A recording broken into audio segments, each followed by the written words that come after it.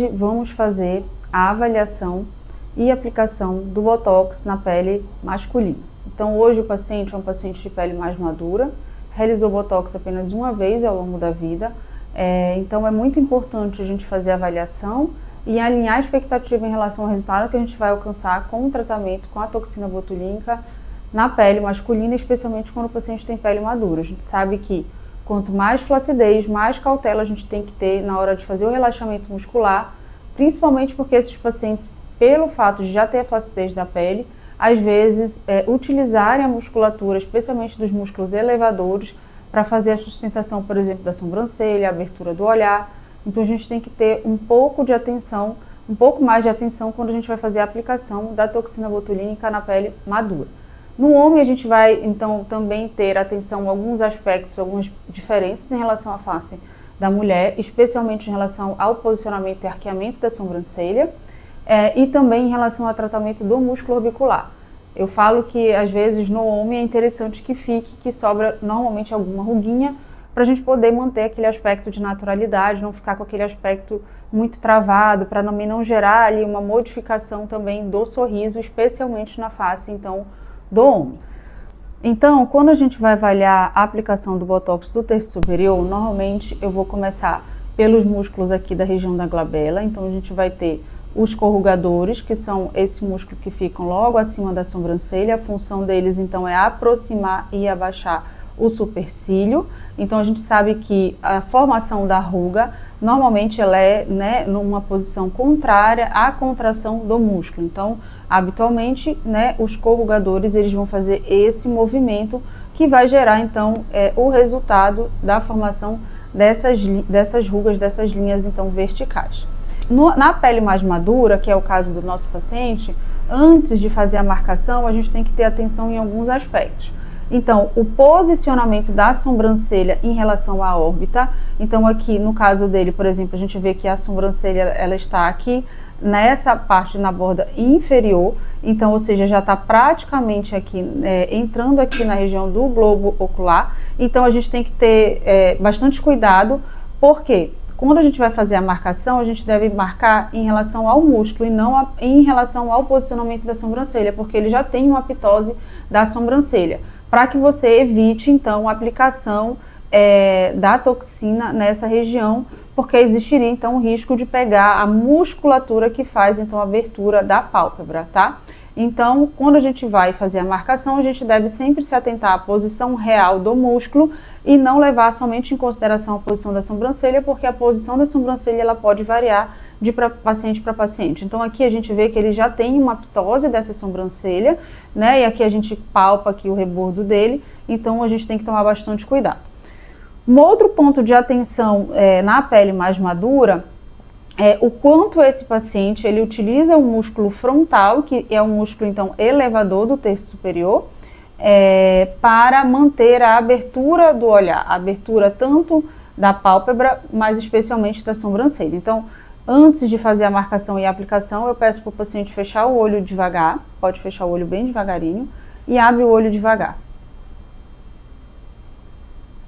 Então, ele usa um pouco, não usa muito, mas a gente vê que em repouso, ele mantém essa região contraída e ele já fez essas linhas, porque o frontal dele ele tem bastante força nessa parte mais inferior. Então a gente tem que ter bastante atenção para provavelmente manter um pouco da movimentação nessa parte inferior, porque se a gente paralisar muito o frontal, a gente vai ter uma pitose provavelmente do supercílio, tá? A gente deve saber diferenciar o que é pitose verdadeira aqui da pálpebra. É quando a gente vai pegar a musculatura dessa região, a gente vai evitar que isso aconteça. Então, por isso, a gente, quando vai fazer a injeção nessa área, a gente deve evitar a aplicação nessa borda aqui inferior. Mas também existe, que é mais frequente, que é, então, a pitose realmente da sobrancelha ou do supercílio. Que isso normalmente vai acontecer quando a gente paralisa muito o músculo frontal. Continuando aqui a avaliação, então, da região da glabela, a gente vai tender... os corrugadores normalmente eles começam aqui e eles começam nessa região mais profunda e eles vão se superficializando, as suas fibras vão se superficializando para essa parte então mais lateral. A gente vai dividir a quantidade de pontos que a gente vai fazer Faz carinha de bravo. Isso. A gente vai dividir a quantidade de pontos de acordo com a força de contração e também com o comprimento do músculo. Habitualmente, a gente vai tender a fazer pelo menos 2 pontos de aplicação. Esse ponto aqui, mais medial, normalmente ele é mais profundo, porque o músculo está mais profundo, e esse músculo ele tende a se superficializar quando ele vem para a região lateral. Então, nessa região, a gente pode fazer uma aplicação um pouco mais superficial. Então, aqui é basicamente a marcação da região, então, dos corrugadores. A quantidade de unidades vai depender do grau de força e também da toxina que a gente vai estar utilizando. De forma geral, para o músculo do homem, que é um músculo que tende a ser mais forte, eu habitualmente uso a marca de Spor, mas também pode ser utilizado as outras marcas. Então, habitualmente, a gente vai aplicar uma maior quantidade de unidades aqui, nessa região, que a gente chama de cabeça, né, dos corrugadores, e uma quantidade menor de unidades nessa porção mais lateral. Então, aqui a gente pode aplicar de forma geral de 4 a 6 unidades, e nessa região mais lateral de 2 a 4 unidades de acordo com o padrão de força muscular. Aqui nessa região central a gente vai ter então o prócero, ele é um músculo também depressor, então ele origina então pela contração dele a formação dessa ruguinha horizontal, tá? Faz carinha de bravo. Ele não tem uma contração, por incrível que pareça, tão forte do prócero. Você vê que a força maior dele é dos corrugadores, né? Então ele tem um corrugador que puxa, né? Aproxima aqui essa região, tá? E puxa também o supercílio um pouco para baixo. Então, tem pessoas que às vezes quando o paciente não tem a contração, do prócero não aplica, mas eu habitualmente, mesmo quando é muito fraquinho, eu acabo aplicando. Aqui a gente tem que ter atenção para não fazer uma aplicação muito alta, porque aí você poderia pegar também fibras do frontal e gerar um abaixamento dessa região, então tomar bastante cuidado em relação a isso. Pode relaxar, algumas linhas de marcação, que às vezes você vai marcar aqui fazendo uma linha cruzando aqui o finalzinho da sobrancelha, e onde cruza essa linha seria o ponto de marcação. Então tomar bastante cuidado para não fazer esse ponto muito alto, para não pegar as fibras do frontal. Faz assustado, lá em cima. Então, assim, de forma geral, a gente vai ter algumas linhas, algumas zonas de segurança. Então, a gente pode fazer uma linha aqui no ponto de arqueamento máximo da sobrancelha. A gente tem que ter bastante atenção quando a gente vai avaliar o frontal com essa região.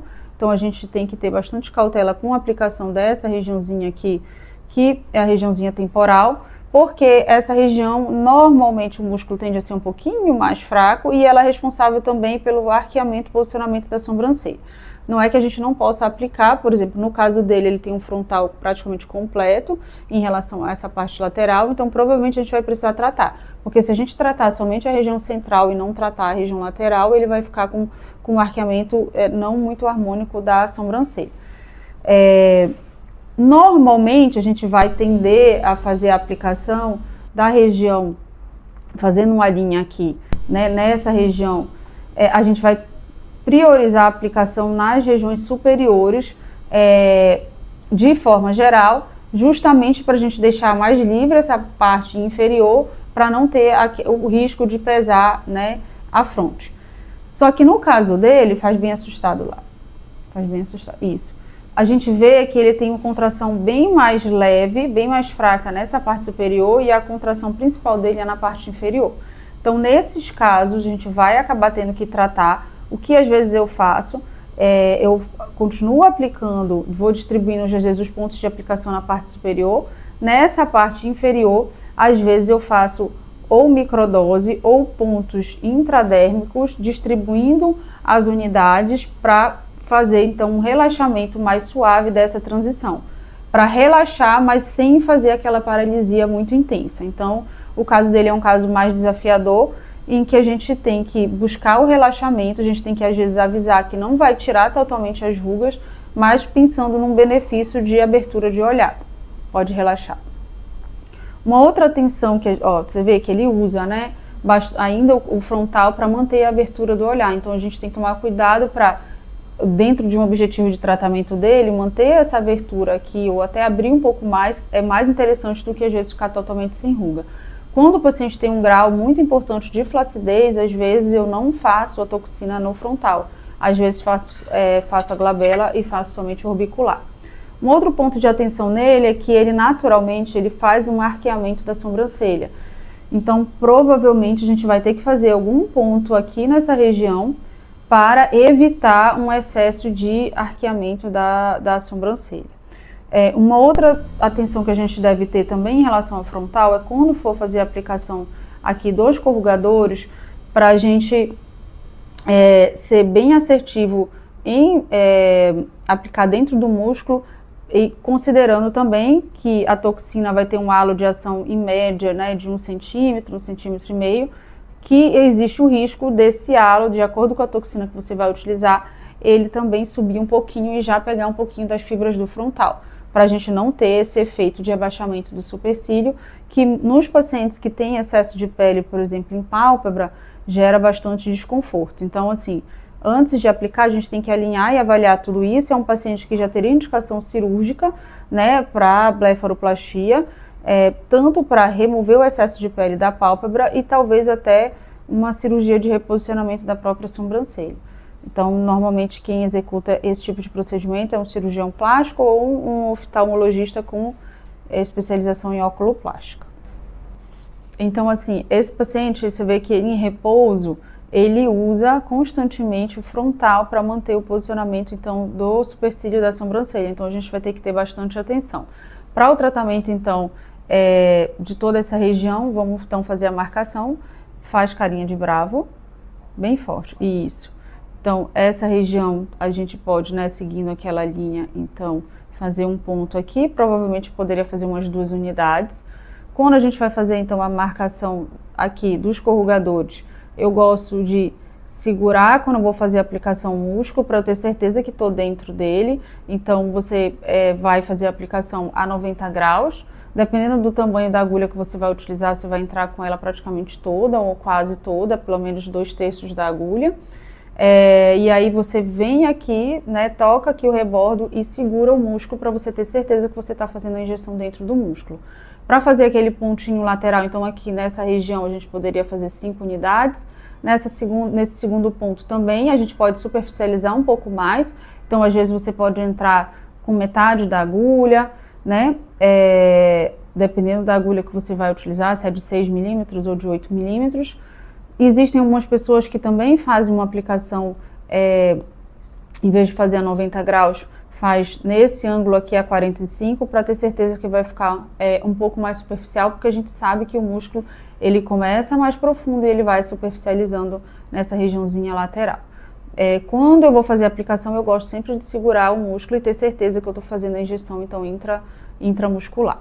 Então, aqui seriam os pontos, então, provavelmente de aplicação daqui dos corrugadores. Faz assustado. Então, dependendo da toxina que você vai utilizar, a gente sabe que o Dysport ele tende a ter um halo, né, de aplicação um pouco maior. A gente vê que ele faz bem assustado, ele tem também uma assimetria um pouco da sobrancelha, tanto no formato quanto no arqueamento. Você tem uma cicatriz aqui, você teve alguma queda? Criança. Ah, tá. Então, assim, a gente vê que esse lado, ele contrai mais do que esse, até a ruga é um pouquinho mais profunda. Então, aqui ele tem uma cicatriz, provavelmente o frontal, ele ficou um pouquinho mais fraco na hora de contrair. Relaxa. Então, quando o paciente tem assimetria, no lado que eu quero levantar, eu vou tender a fazer os pontos um pouco mais altos ou a utilizar menos unidades naquele lado, né? E tendo a utilizar mais unidades ou os pontos um pouco mais baixos para a gente fazer, então, reduzir um pouco dessa assimetria. Então, no caso dele, aí tem várias formas de marcar, depende do tipo da toxina que você vai utilizar, do halo, mas bem assustado. Ele, apesar de não ter força, uma força tão importante, mas ele ainda tem contração, então tendo contração é importante tratar. Então, normalmente eu vou começar com um ponto central e aí depois eu vou distribuindo esses pontos, tá? lateralmente de acordo com o nosso objetivo. Habitualmente, pode relaxar, no rosto masculino, eles não querem ter um arqueamento da sobrancelha, então a gente vai tender a fazer os pontos um pouco mais retos. Na mulher, a gente vai tender a fazer os pontinhos um pouquinho mais aqui, buscando esse arqueamento. Então, considerando que a gente vai utilizar a toxina Dysport, que ela vai ter um halo em média de 1,5 centímetros, então se a gente for considerar esse halo, a gente vai ter então o tratamento aqui de toda essa região. Então a gente tem que considerar, quando a gente vai fazer os pontos, o halo da toxina que a gente vai estar utilizando. Então a gente pode ir distribuindo esses pontos de acordo com a nossa marcação. Faz bem assustado? Então a região temporal, você vê que ele tem bastante força nessa região, então a gente pode fazer esse ponto mais alto, tá? Com bastante tranquilidade, porque não vai ser o suficiente para pesar aqui, para também o paciente não ficar com aquele chapéuzinho, tá? Tanto homem quanto mulher. Pode relaxar. Então, assim, dependendo do tipo, né, do grau de força, a gente pode utilizar de 2 ou 1 unidades no frontal. Então, normalmente, a gente vai utilizar mais unidades nessa região central e menos unidades nas regiões laterais. Então, no caso dele, a gente poderia fazer 2, 2, 2, 1, 1, 1, porque essa região não tem uma contração tão forte quanto a gente tem nessa parte inferior. Mas, lembrando então que aqui a gente vai ficar com uma distância muito curta para o supercílio, então eu vou querer fazer um relaxamento, eu falo que é como se fosse um degradê, para relaxar essa transição, para reduzir o máximo das rugas, mas sem fazer uma paralisia muito intensa. Então, você pode fazer isso ou rediluindo a toxina, né, fazendo microdose, ou às vezes eu faço pontos de 1 unidade numa aplicação um pouco mais superficial, que eu consigo ter um efeito semelhante. Então, normalmente eu faço uma linha aqui, bem aqui nessa transição, com os pontos de aplicação com 1 unidade. Então, esse lado, como ele é mais fraquinho, né, por causa da cicatriz, a gente pode fazer esses pontos um pouquinho mais altos do que a gente vai fazer desse lado aqui. Então, a gente pode distribuir 1 unidade por ponto, fazendo uma aplicação mais superficial, mais intradérmica, só para fazer um relaxamento, né, dessa região, sem fazer uma paralisia muito intensa. Provavelmente, esse ponto já vai ser suficiente para a gente segurar um pouco essa tendência que ele tem de fazer esse arqueamento, para que ele não fique com esse resultado final. Vamos fazer agora a avaliação do músculo orbicular. A gente sabe que o músculo orbicular é um músculo fino, que é um músculo esfincteriano. A função dele, na verdade, é fazer o fechamento, né, do olho, dessa região. Então, normalmente, quando eu vou fazer o registro fotográfico, eu peço para o paciente fazer a foto sorrindo, mas também contraindo, fechando o olho, porque muitas rugas que vão se formar, principalmente nessa região lateral, elas não estão somente associadas com a contração do orbicular, que é o músculo que é objeto do nosso tratamento com o Botox, né, com a toxina botulínica. Mas, muitas vezes, a formação dessa ruga está associada à contração dos músculos do sorriso, como os zigomáticos, e também vão surgindo rugas por causa da flacidez da pele. Então, a gente tem que saber diferenciar aquilo que a gente vai conseguir melhorar com a aplicação de toxina e aquilo que a gente vai precisar, muitas vezes, fazer a associação de tratamento com skin booster ou laser.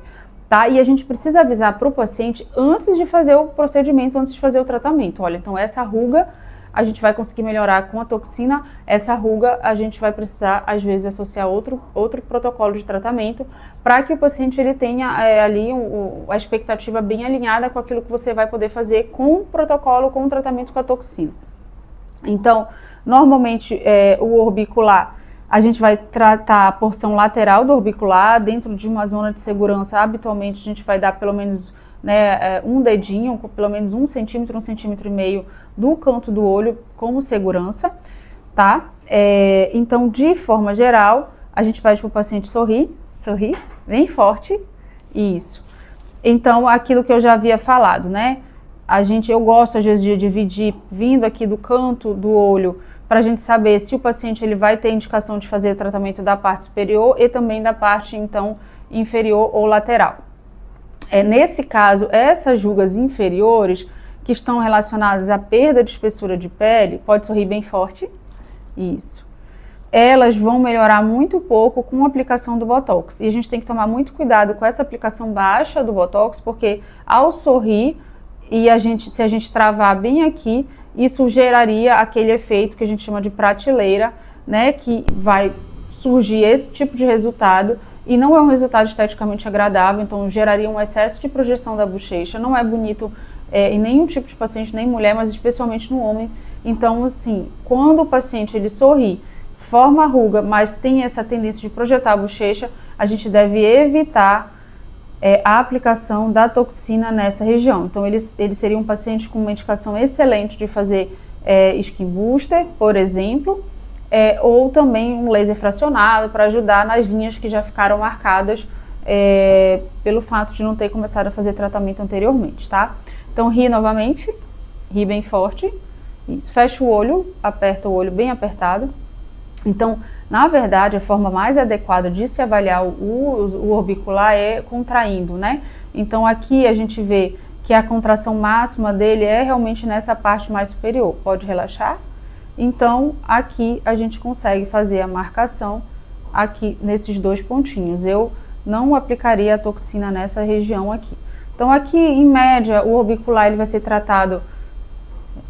Em média, o orbicular ele vai ser tratado entre 3 a 1 unidades. Em alguns casos, às vezes, você pode fazer pontos com 4 unidades, mas de forma geral, a gente fica de 1 a 3 unidades por ponto. Então, fecha o olho novamente, contrai bem forte.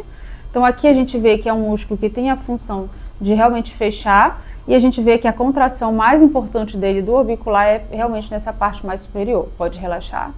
Então, eu provavelmente faria 2 pontinhos aqui. A gente poderia fazer 3 e 2 unidades, tá?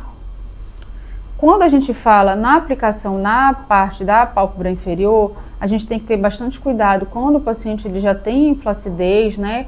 Então a gente vê que a gente puxa aqui a pele e a pele vai voltando lentamente, porque o relaxamento dessa musculatura poderia piorar o aspecto da flacidez, porque vai reduzir um pouquinho da contração, às vezes até acentuar o aspecto de bolsa. Então, no caso dele, eu não aplicaria a toxina nessa região de pálpebra inferior.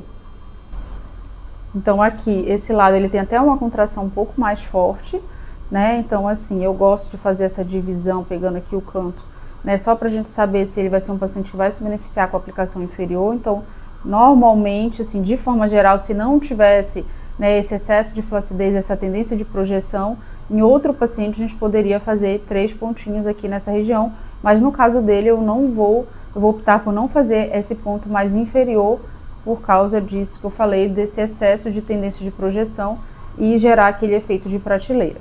Quando o paciente ele tem uma contração aqui dessa região pré-tarsal, a gente às vezes pode fazer de 1 a meia unidade nessa região aqui, ou quando o paciente forma aquelas linhas finas, mas não tem flacidez, a gente pode às vezes rediluir e fazer também a aplicação de microdose e aí distribuindo os pontos de aplicação nessa região, mas no caso dele eu vou optar por não